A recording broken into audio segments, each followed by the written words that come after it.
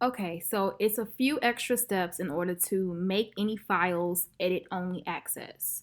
So I'm going to go to one of my teams that I have, and I'm going to want to go to where my tab up here next to post, I'm going to want to go to files. Once you're there, you should see the file that you have in there, and maybe I would like to make it only view only. You have to go up here to where it says open in SharePoint. Click open in SharePoint and a tab in your browser will open up. You should then still see that item that you would like to change the viewing properties for.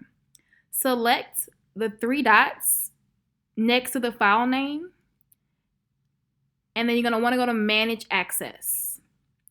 Click Manage Access, and then a window like this will pop open. Once this window pops open, you should see the name of your current team that you have it shared to with the pencil next to it. You're going to want to change that pencil to Can View, and now it will automatically save in your team, and those members can no longer edit any of your documents or files for that specific file. You're going to have to go back and do this for every single file, so just be mindful of that.